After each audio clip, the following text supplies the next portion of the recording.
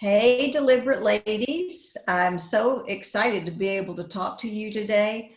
I've known Amberly Devers for quite a while, and she was brave and so sweet to reach out to me and ask me to talk to you ladies today.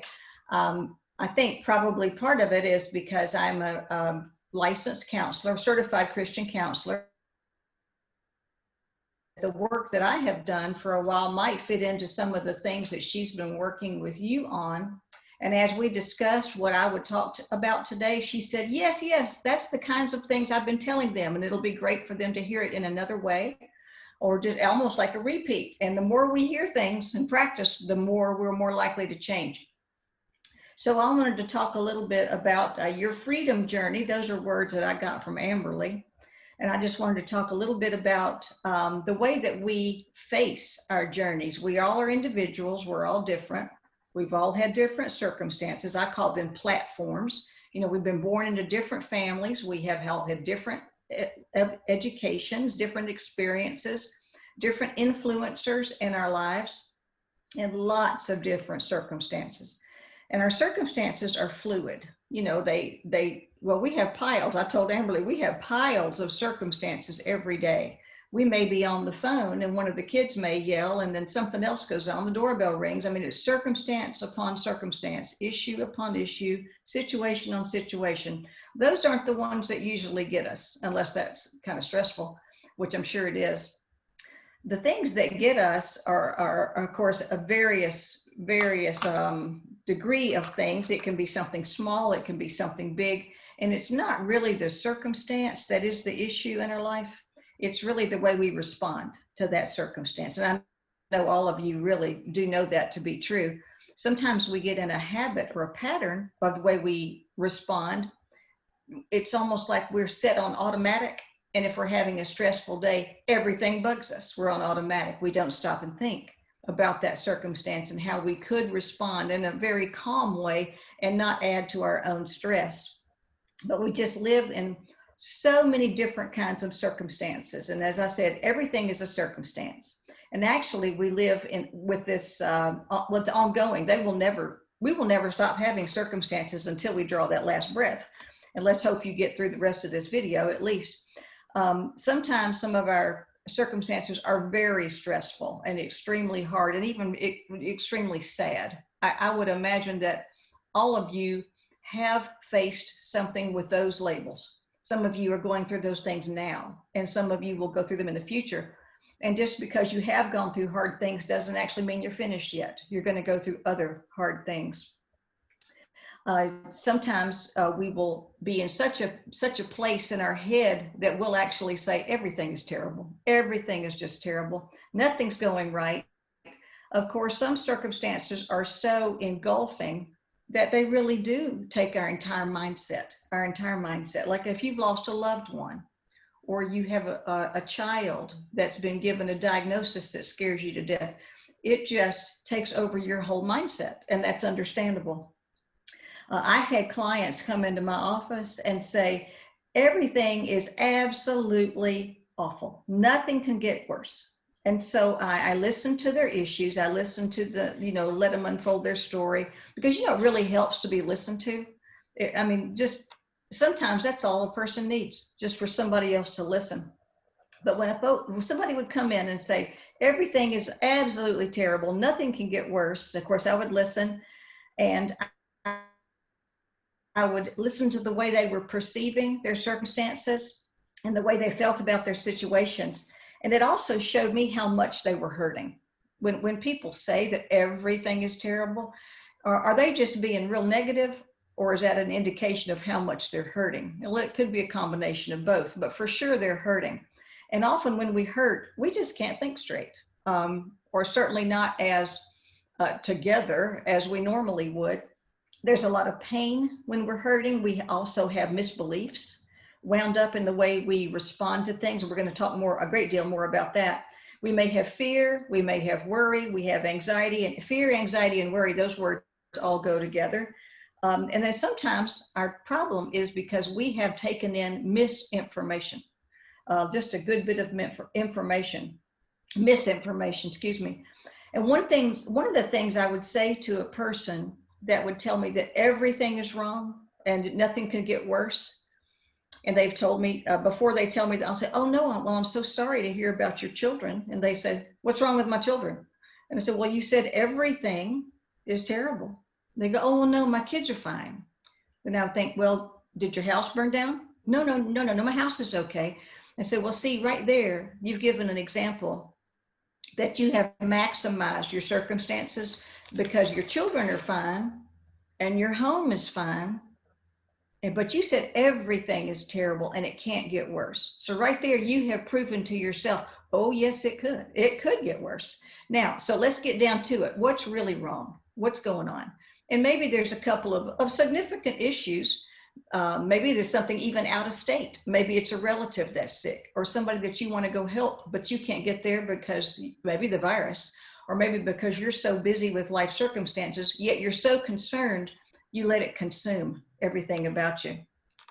You might take in misinformation, but here's something interesting. Just think about this. Who do you listen to more than anybody else in your whole life? Who? You. There is nobody you listen to more than yourself. So what information are you giving yourself? You have to be real careful about that. And sometimes, hopefully, that you'll catch it. You can say, hold it. I'm not even telling myself good information right now. And so it's very important to catch the way you talk to yourself, because you are your number one talker. The person we listen to the most is us. So it's vital that we be on our toes with our self-talk. So think about that term, self-talk. It's very, very important. And I want to illustrate something for you right here on the whiteboard. I'll turn this way a little bit. Hope you can see this well. And I'll check back in my screen to see if what I'm drawing is in your line of vision, and I certainly hope so. All right, first I'm going to draw 4 circles.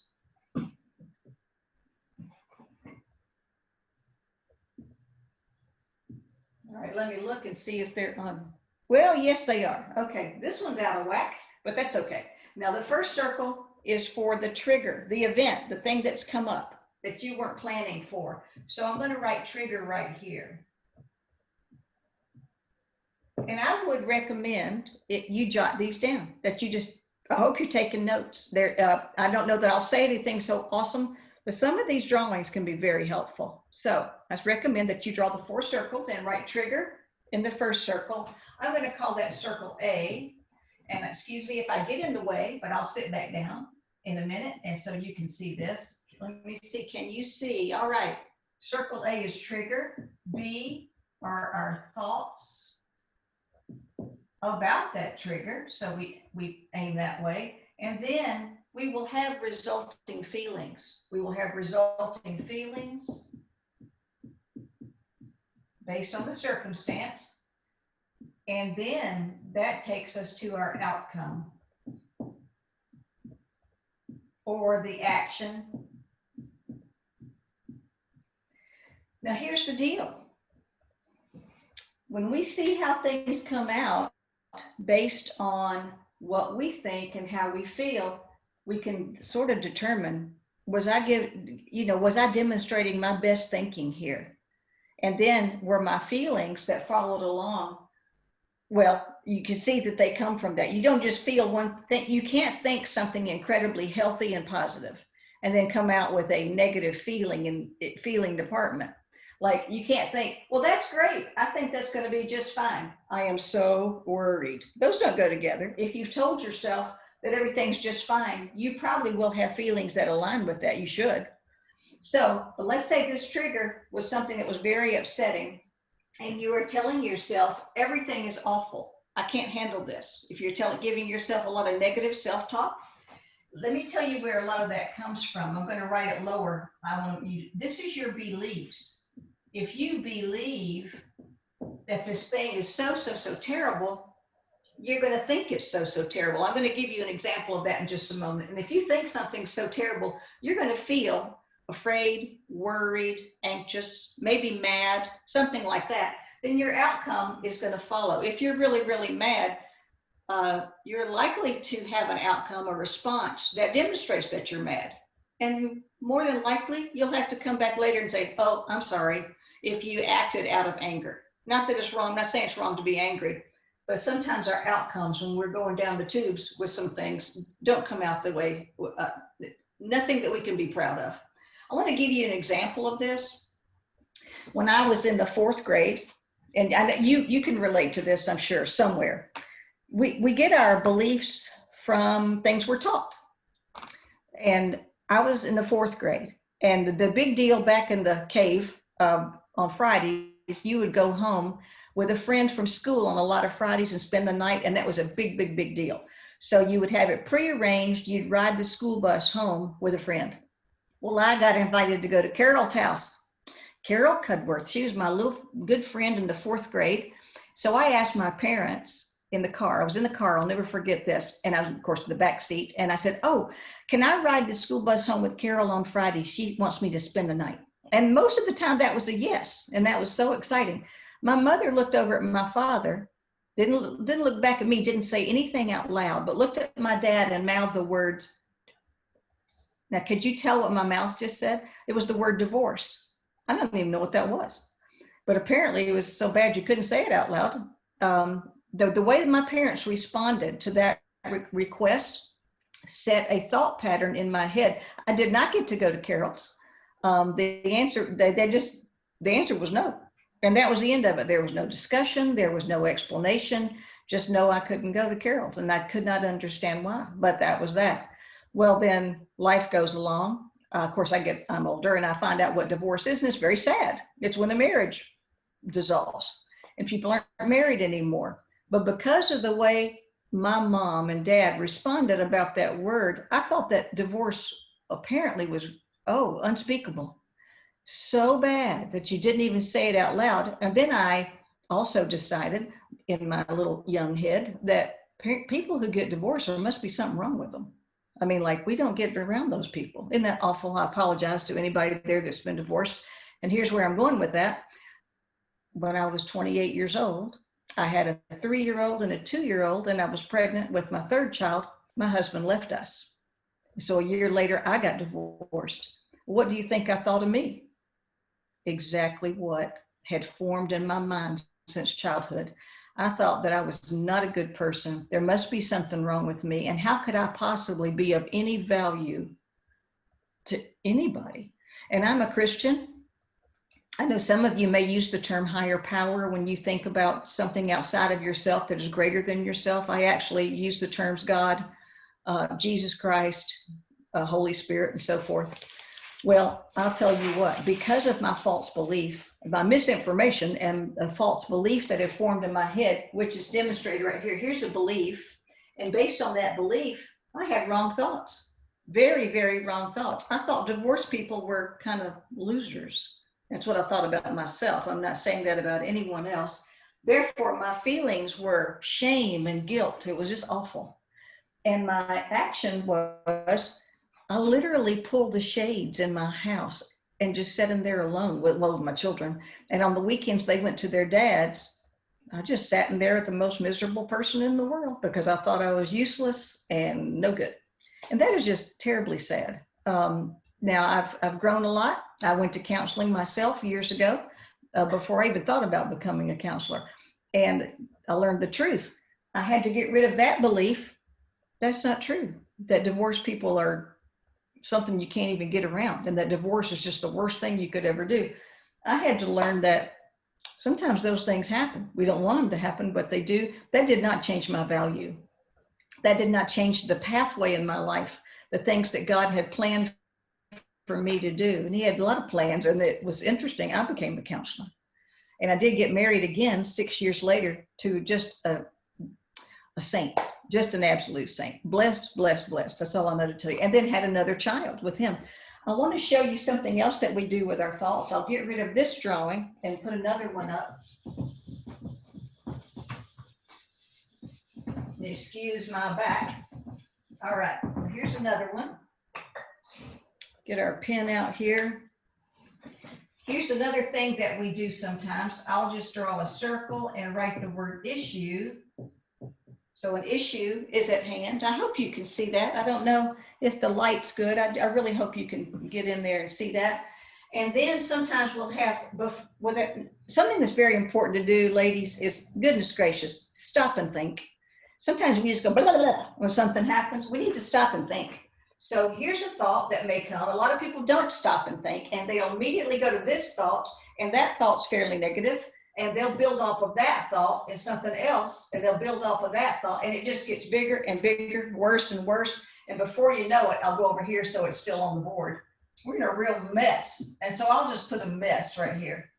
And all of it was because we did not tell ourselves the truth. We did not tell ourselves anything positive. We didn't think in a way that was really very mature, a way that was reasonable. And like we tell ourselves something here, and I'm going to give you a quick story on this. I had a lady come in to me. This is one of my favorite counseling stories. She came in and she told me she was so upset. Her husband had been out of town all week, which was often the case, and she was so excited to see him on the weekend, and she could not wait to spend the day with him on Saturday, and even something she wanted to do just with them on Sunday afternoon. So she is so excited about his homecoming from his business trip all week. He is also so excited about his homecoming from his business week. He did not discuss what he wanted to do with her. She did not discuss with him. In other words, poor communication. They're making assumptions about how the weekend's going to go, both very excited about it. It doesn't go the way she thought. He couldn't wait to get home and watch college football. Well, I have a husband that loves college football. That can go on all day on Saturday, don't you know? So she's all excited. He comes home and sits down in his big chair in front of the TV on Saturday. She just knew they were going to go out all day together and just have all this fun and go out and eat this special little place she wanted to go. Didn't happen. So she tells herself, he doesn't care about me. Now that's not anything he said out loud. She makes this scenario in her head. And down here, she goes with, well, wait, first, let's label what this is. She tells herself, he doesn't care about me. I hope you can see that word right there, lie. And then she gets down here because it's bigger. Maybe he's never loved me. Well, okay, here she goes. She's really going down the pipe here. And she goes, maybe he loves somebody else and not me. Maybe he's having an affair. Over this one scenario that happened, and she got all out of whack. So she's telling herself lie upon lie. And actually, she told more, but it won't fit on the board so you can see it. But she went all the way down to telling herself, maybe he's never loved us. Maybe he's got another woman. Me and the kids are going to have to live in a shelter because he's probably going to leave us. This was all over no communication over how the weekend was going to go. The cool thing about it is, and I will always remember what she did here, as she's going down her chain of lies, all of a sudden she said, wait a minute, I don't even believe some of the things I'm saying right now. And it was so funny in a way, but it was a great counseling moment. I said, now, what are you telling me that sometimes you say things you don't really believe? She said, yeah, I think I do. I said, do you do that a lot? And we all do. I wasn't picking at her. We all do that. She realized she wasn't even believing the stuff she was saying. But you know what? She got herself in a mess. She had cried for 2 days after this event. She still hadn't communicated with her husband, which I told her, hey, I really believe that's something you need to work on. She got herself in a mess. But what I love was she caught that she was telling herself lies. So her misbeliefs got her in a wreck. I said, well, my suggestion is, one, from now on, when you want to do something with your husband, have an assumption or an expectation. You better talk about it because you're going to hurt yourself again. He had no idea she was in that mess. He was enjoying football. So they got that worked out, but she got herself into doom and gloom just with her own thinking. Because remember, I told you, you think about your own thoughts and you listen to yourself more than anybody else. So what are you saying to yourself is the question here. So that might be something you want to work on, something you want to practice. I'm going to erase this and put something that will help you perhaps to like, well, how do I quit doing that? You might ask. I'm going to put something up here now that I hope will help.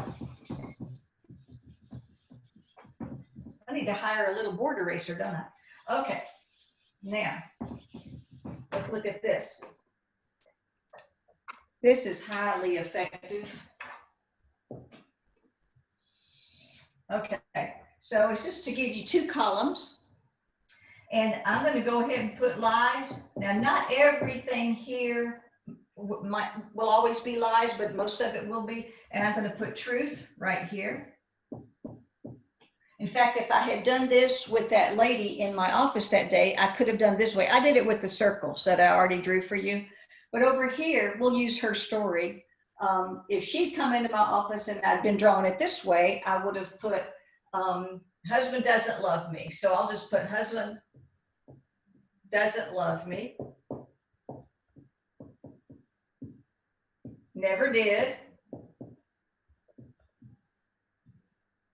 And he's probably having an affair. Okay, so she's put down what she thinks. And I could have just put the word thoughts up here at the top, but then I would have told her it looks like your thoughts might not be true. So you list on one side of the chart, you list what your thoughts are. And some of them might be true. Because if one of her thought was, I really missed hanging out with my husband on Saturday, that's not a lie. That is true. And that one's fine. But where we run into trouble is where it takes us. And she had run herself into trouble with her thoughts. So what we would do over here, he doesn't love me. What's the truth? Well, he did love her. Her feelings were hurt, but she hurt herself. He does love me. Yes, he's never done anything to other than this particular day. He's never done anything to make me think this could be true. I have no evidence of an affair. The truth is, my feelings are hurt really, really bad. I did not communicate with my husband. He did not communicate with me. I think those are the things we need to work on instead of telling ourselves things like this. So for you personally, if you want to do some work on your thinking, you first have to recognize and acknowledge what you're telling yourself that might not be true. And a good way to do that is to write it down like this. And sometimes on specific situations. So, because if you wanted to sit down and write down the lies you tell yourself, in general, you need a huge, huge, huge piece of paper. So it works best if you apply it to a particular scenario and do it about your children. Like if you're mad at the kids and so forth, and you go, they're just awful. Well, is that true? No, they're kids. All people are awful. It's somewhere along the way. But your kids, you might tell yourself, they don't do anything I ask them to do. They won't mind me. They won't. Well, now put one down about yourself and find out, what do you as the parent need to change instead of just sitting around thinking negatively about your children or negatively about yourself. Because here's the deal. When you come up with a truth or you see something that's true, you might need to come up with a plan to change something. I want to show you a way to work on changing a situation. Let's get to that real quick. And then I'm going to talk for a minute and lay down the marker. So let's get rid of this one. This is so easy. Well, easy to draw and talk about, a little harder to do. But I want you to think about this. If you have several issues going on, several things that are hard and upsetting, you would list them right here under A, and B would be the goals. So these are the issues under A. B are the goals, and C is the plan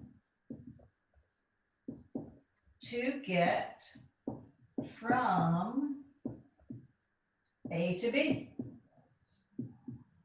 Okay, now that's where the work comes in. It's very easy to list our issues usually. I'm tired. I can't seem to get the house cleaned up. I can't seem to eat right. I'm not exercising, whatever those kinds of things are. There's my issues. Okay, what's the goal? Get more rest, start eating right, exercise or walk 2 miles every morning or 3 miles or 4 miles, if you have time. Well, how are we going to get going? That's where the work is, because it's really easy to write down column A and column B. This is where you come up with the plan. So if some people, the things I usually heard were, I don't have any friends, I'm overweight, and I'm tired all the time, I hate my job, things like that. And so let's say it's the one on the job. I would say, okay, I hate my job. Goal, get a new job. How do you get from A to B? Start searching for jobs. You have to network. You have to get a new resume. You're going to have to send out that resume. You're going to have to, do you even have clothes that would be good for an interview? Maybe you need to get a new outfit for interview. There's just things you might need to do to help you reach this goal, because writing them down it's clarifying, but it doesn't get a lot of work done. So we actually have to do something. We actually have to do something. There's something I left out a word I wanted to say a while ago. Yes, and it was the word crucial. I was wanting to show you how crucial it is, how crucial your thoughts are. Your thoughts can take you down the tubes, or your thoughts can make your day wonderful. You know, we can sort of like this, a good mood, bad mood, pick one. And so I tell myself that quite a bit. If I notice I'm getting grouchy about something, I go, wait a minute, I can choose different than this. There's no sense in that. So that word crucial is really neat. And it made me remember something that I read years ago. I do a lot of reading. I've had to do a great deal of reading through school. And then I continue it to continue my education. And this word crucial popped out at me when I thought of it, to tell you how crucial your thoughts are. I remembered a book that I read many years ago by a terrific Christian author. Larry Crabb is his name. Larry Crabb, C-R-A-B-B. And he's written many books. One of them I read years ago was called Inside Out. Super duper book. And here's the one thing, I remember loving it, but this piece stuck with me and it's worth sharing. I've shared this with many people. He mentioned 3 categories of importance with things that come into our lives. And then we were talking about circumstances earlier, so that would apply here. His 3 categories were that some things that we have to face are casual. Some things that we face are critical, and some things that we face are crucial. And he made the point in his book that some folks have a little difficulty separating them. In other words, they might respond to something casual like their hair is on fire. You know, they just, bless their hearts, they kind of overreact to some things, if you will. And then other people, some things are critical and they don't do anything about them. They just let them slide until they go into a mess. And some things are crucial, and there again, people don't respond like they should have. In fact, if you were made to make a list of the things in your life that need to be taken care of, could you put them in categories? Could you put them in the categories of casual, critical, and crucial? And then when you get, if you've done a good job, and I just believe that you're intelligent enough to do that, can you then come up with a plan to take care of the crucial items in a timely and intelligent way? And if you have a struggle with that, go talk to somebody, go see a counselor, or talk to a friend, or share it with somebody that seems to have it all together. There aren't a lot of those people, but they can help. Like this person might have these gifts, and this person might have these gifts, and you don't. So go and talk to them, and maybe you can help them with something that you're good at. But try to learn and work on the difference between casual, critical, and crucial. You know, some people live at a casual level most of the time, and nothing's real critical or crucial to them. Well, it might look like they're a real chill person, but that means they might not be taking care of business. Some people let things slide and slide and slide. Some folks won't go have a checkup. Let's say if the doctor, I haven't been to the doctor in 8 years, and they're bragging about it. Well, how do you know everything's okay in there? Just because you don't have any symptoms doesn't mean nothing's wrong. And I'm not trying to scare anybody. I don't like going either, but I think there's some wisdom to at least going and having a few things checked on from time to time. And so if we are completely casual about that, and then, you know, that's not necessarily wise. Other folks say, I'd rather not know. Well, that's not real. You know, is that our best intelligence there? Sometimes you can catch things really early and take care of them and never have to worry about them again. And up in my age group, that's a pretty, a topic that's discussed a great deal about, hey, why don't you go check on that? So maybe you don't have to, and I hope not. And then an example of crucial, I mean, that's the one where I say, well, you know, somebody's bleeding, we need to do something. Sometimes there are just things you just must take care of. You may not want to take care of it. It might take a great deal of energy, but get her done. Get it done and get it over with so you can get it off your mind. There's nothing quite like things that need to be done just piling up on you till you feel so overwhelmed, you kind of have a fall apart. So, you know, don't let that happen to you. Get on top of it if you can, but identify the difference in the casual, the critical, and the crucial. Crucial's first, by the way. Crucial list goes first. I don't guess you needed me to tell you that. I want to give you an example up on the board of something about the way people, well, the first drawing I drew, the 4 circles, I'm going to put the 4 circles back on the board. I'm going to put them in a different format. And I want you to see that. Okay, I'm going to see if I can give you a little more board here. Let's see what happens. All right.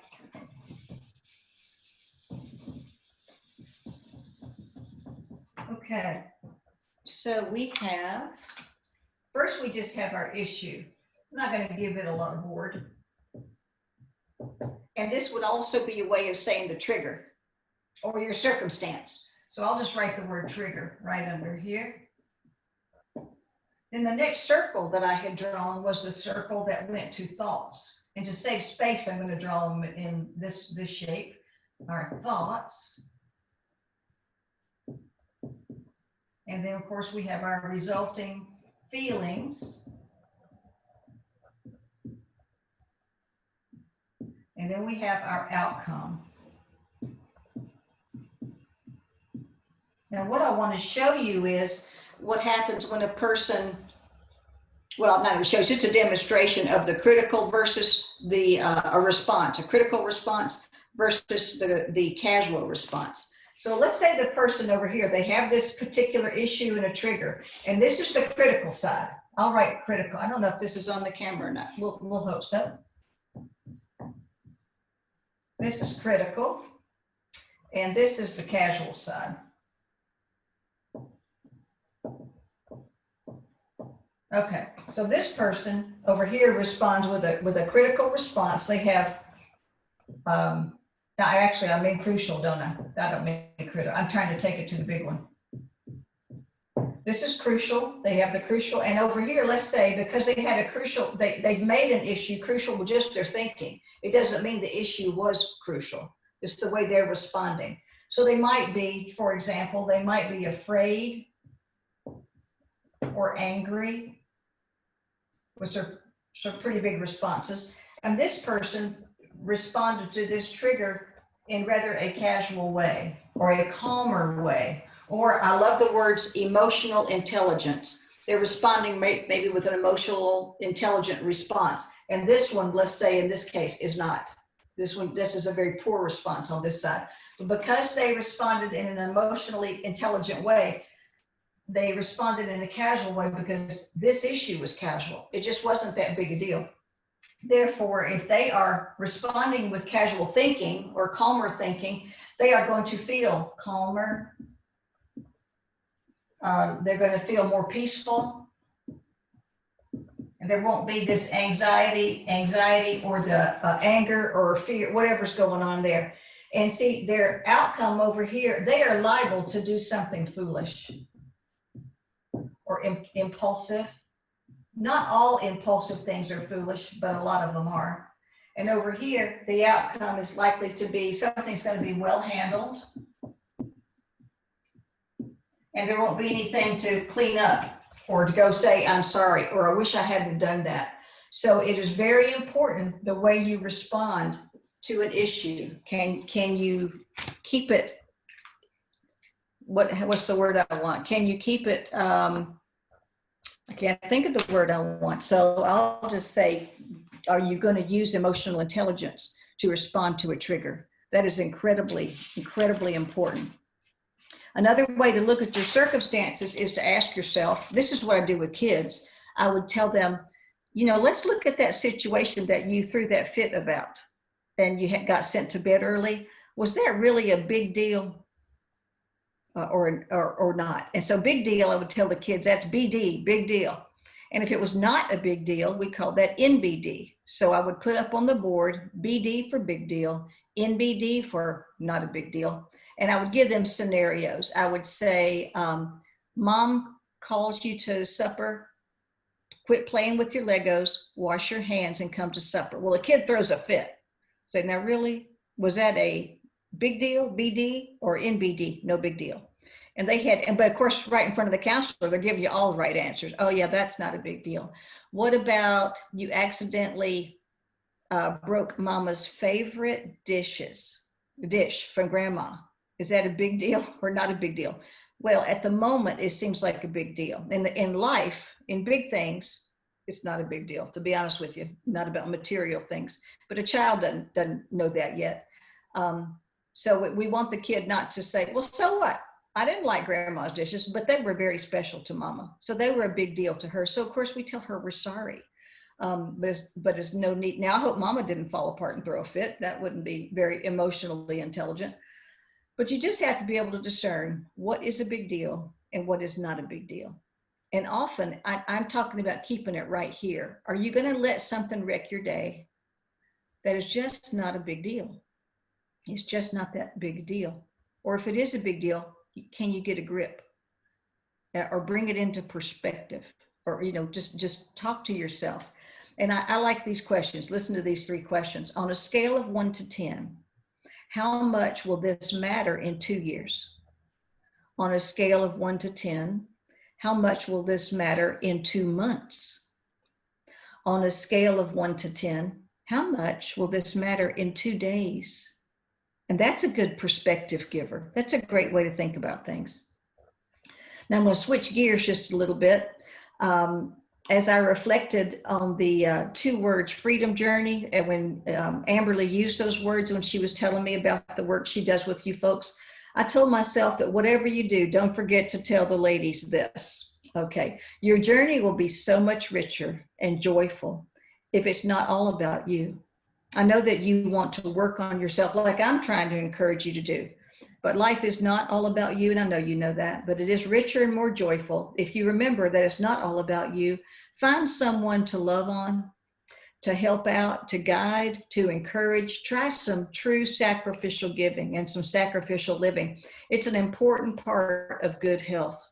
Your good health, and I'm just going to make the assumption that Amberly, it doesn't just talk about exercise. I bet she talks about a whole lot more than that. I bet she talks about more than eating well. I bet she talks a whole lot more about just thinking right. It all goes together. I draw for people what I call the whole life wheel. I'll just put one up here. I see that I have some board space left down here. We call it the whole life wheel, and we put, I'm just going to put P for physical, E for emotional. And if you're taking notes, you can just write these out. P is for physical, E is for emotional, M for mental.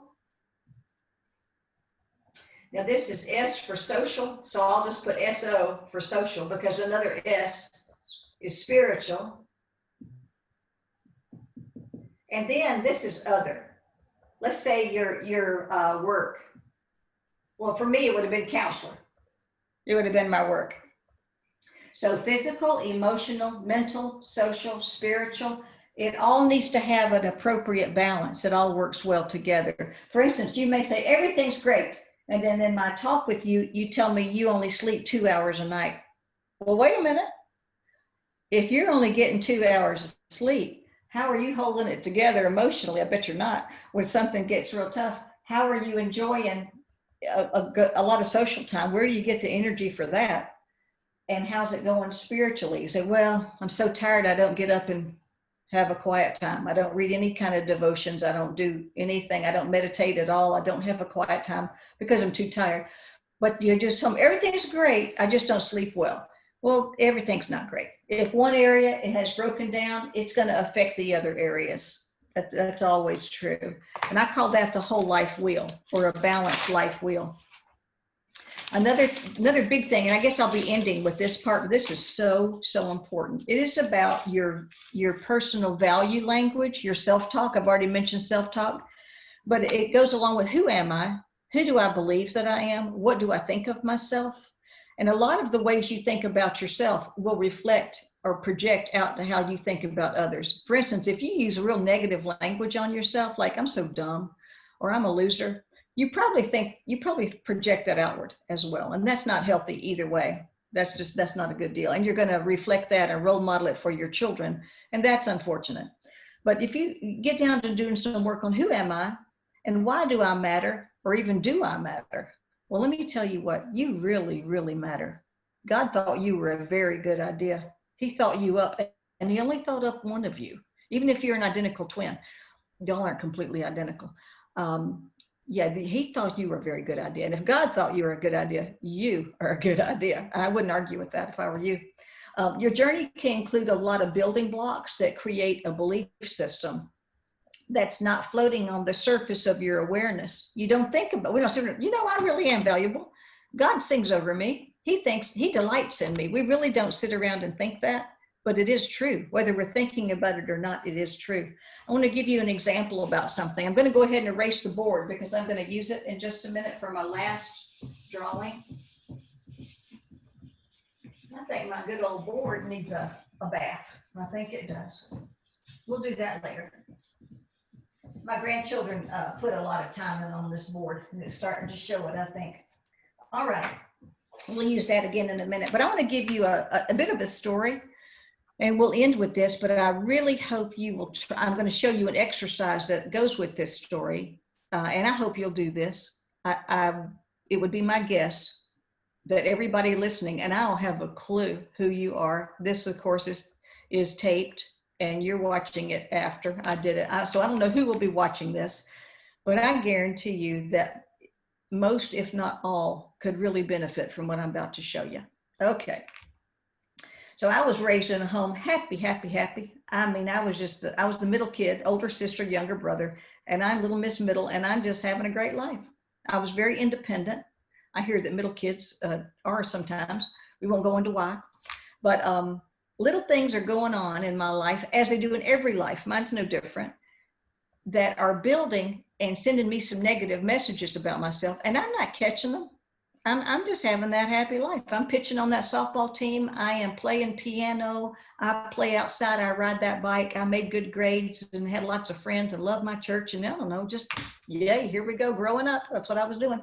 But when I was 12 years old, somebody, I could tell you, I used to have the most magnificent eyelashes. Well, that was childhood. But anyway, and people kidded me about them. I got kidded about these monster eyelashes all the time. Well, I about had enough of that. I was a tomboy in just about every way as a kid, and I got tired of hearing about these eyelashes. So I just figured out what to do about it. Cut them off. Okay, how intelligent was that? But I got my mother's, I snuck her little eyelash scissors and cut them right down to the lids. I mean, how dangerous was that? Real pointed little scissors. I cut off all my eyelashes, upper and lower. I was 12 years old. You would think a 12-year-old would know better. But anyway, I'm so proud. And my mother noticed, and she said, come over here, come here. Well, something's different. And I got close to her and I showed her, and she said, what have you done? And I said, I cut off all my eyelashes, and I was so proud of it. And she said, well, that was the only good thing about you. Now, she didn't mean that, but she said it. Wow. Now, I remember that hurt at the moment, but there I was climbing another tree or pitching another softball or doing all the stuff I did. And so I just kind of let it go. I didn't think about it anymore. And at age 16, I came home from school crying about something. Now, that'd be super unusual for me. I didn't cry. I am not a crier. I never have been. I'm rather tough emotionally, but I was raised in a home where you were kind of required to be tough emotionally. And all I knew, I remember thinking, I cannot wait to get home. I just can't wait to get home. Whatever it was hurts so bad. And home is like your sanctuary, or should be. Well, I got there and I was told, go to your room. I don't want to see that. Well, how about asking me, is everything okay? Sweetie, what's wrong? Nope, no. And so that makes a person take in a value statement. Apparently I didn't matter. But those words were not said. It's a belief system that starts to build. And then when my first husband left, when I'm a young adult, in my 20s, and he said, I don't love you, I never did. Like, you don't cut the mustard with me. And so these messages that are lies are building up and building up. And then it finally cracked me. because I'm taking those in, don't even know it though. I had never really stopped to sit down and look at negative messages that go in. It's almost like you lock them away in kind of a dungeon inside yourself somewhere, and you don't even know they exist. Yet they do form what you believe about yourself. And I had never paid attention to it. So goody for me in a way. But then one day somebody said something to me, and it ripped open the dungeon, and it all came pouring out. And that was, it's not her statement. It was so big. It just was the straw that broke the camel's back. And I felt like God used it to set me free from something that I never had examined before. And that's what I'm saying to you. You have hurts that you have not allowed to come out. And you might think, well, why pick that up? Because it does damage. And until you do something with the damage that's done, you are going to hurt, whether you know it or not. And so this lady says, I needed something from a lady at my church, and she kept forgetting to bring it. And so I went to her the first Sunday we were supposed to meet. I was going to pick it up. She goes, oh, I'm sorry, I forgot you. And then let me get rid of something weird on my screen. Okay. Oh dear, hang on. I don't know if you've lost me, but I've lost you. There, all right. The lady says, the second week, she forgot again. The third week, she said, oh no, I am so sorry. I promise I'll bring it next week. And the next week I met with her to get the items, and she said, oh, good grief, you're so easy to forget. Something about that statement ripped me open. I started to sob, and I mean embarrassingly sob. I told you I'm not a crier. Well, it cut loose. I could not shape up. My husband said, are you okay? No, I'm not okay. And I just was a mess. Well, let me tell you what happened. I went home from church that day, and I started remembering that sentence about the only good thing about me was my eyelashes. I started remembering that it didn't matter if I hurt, came home from school and needed somebody to put their arm around me. That wasn't available. And I remembered what my first husband said. And by the way, many others, but I'm just giving you a few. I thought, golly, I do matter. Wait a minute. But anyway, I wrote them down. Here's the exercise. Here's what I want you to see. So I started numbering because I was determined to get this thing. I know that you don't see me, but I'm not important here. What I put up here is important. Okay, so I wrote down the stories. I wrote down the eyelashes story. I wrote down the came home from school and was told to go to my room. I wrote down my husband said, I don't love you, I never did story. I wrote down what the lady said, but the lady, let's get on down here. She was number 33. Well, you might think, well, bless your heart. No, that's not what the point is. But I was able to remember 33 things that were said to me or that stuck. I'll call them wounds. It's like somebody shoots an arrow into you. These are 33 arrows. Of course, when you're my age, it's not hard to have 33 arrows. You're younger than me, so hopefully you won't have that many. But I wrote the story, and then over here I wrote who did it, who hurt me. And then I wrote what it made me believe about myself. So my outcome of being spoken to in those ways. And this was awful. This was wrong. This just had names. And this was awful. Like it made me think I have no value. It made me think I don't matter, those kinds of things. And it got down to the bottom line here. And here's what the big lie was. When it came out, I don't matter. Now, ladies, that is a lie from hell. And that is exactly where these messages came from. It dawned on me, I shouldn't be so mad at my mom or hurt by her. I shouldn't be so mad or hurt at my ex-husband. I shouldn't be so mad at the lady at the church that said that. This was all Satan with a plan. And he wanted me to end up someday coming to a determination that I don't matter, so why keep living? Well, he didn't win. God did. So here's the deal. Right here, that day when I was writing down and I got down to 30, and this took hours, by the way. This wasn't a quickie, and it wasn't on a whiteboard. It was on pages and pages of notebook paper. When I got down to number 33, the coolest thing happened because I numbered on my pad number 34 to write down. Well, there wasn't a 34. This was so great because 33 had just happened. And so here's what I wrote right here. There will never be a number 34 by the power of Christ in me. I am a daughter of the King. I choose whether or not I give someone else's opinions, thoughts, and behaviors any power over me. No more. I know who I am in Christ. I am redeemed. I am fully loved. I'm fully forgiven. I choose to receive and live in Jesus' truth only. I refuse to receive others' attempts to hurt me. There will never be a number 34 unless I let it. Well, I decided not to let it. I made a decision, a conscious decision. And so guess what? There's never been a 34. Now, has the evil one tried to pull? Oh yeah, gosh, a big one. About a year later, a big one. And I felt my chest hurt so bad. I was like, nope, I'm a daughter of the King. And I said that speech to myself that nobody else's behaviors, opinions, or thoughts about me or the way they treated me was going to have any power over to me to make me feel like I don't matter, because I do matter. You matter incredibly. You matter incredibly. You're remarkable. So no more. And there hadn't been a 34 that I could write down. Now, I did have to write a 35.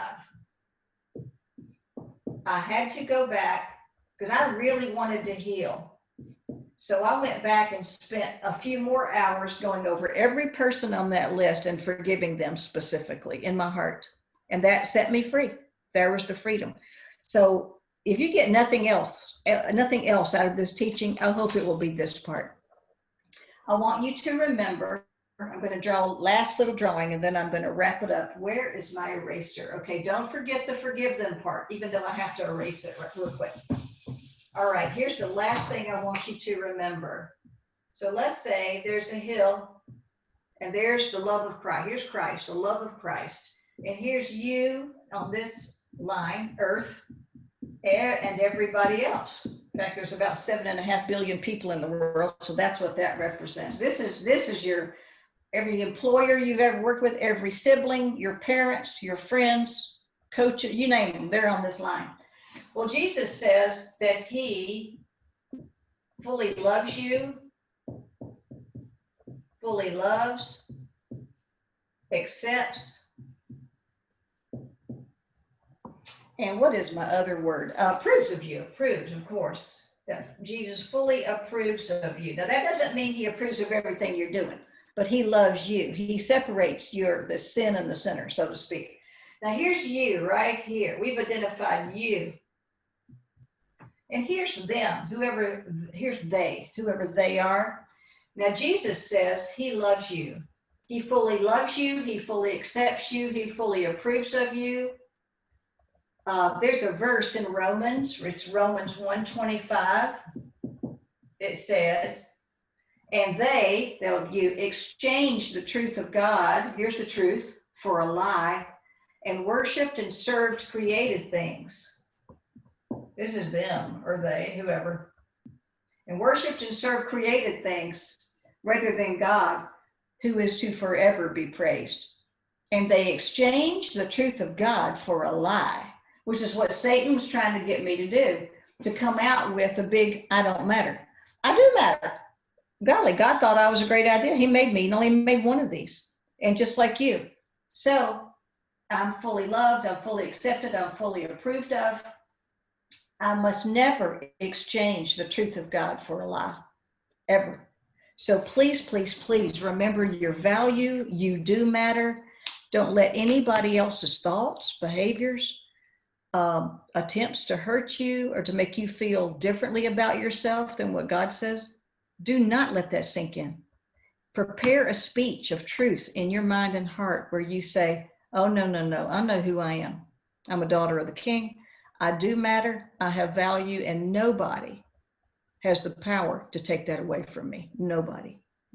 So that really is the gist of the message here. So guard your self-talk, figure out what some of your lies are, go write down your lies about yourself or about circumstances, and go over to the other side and write down the truth. Work on what is casual, what is critical, what is crucial. And by all means, recognize your value. Recognize your value, okay?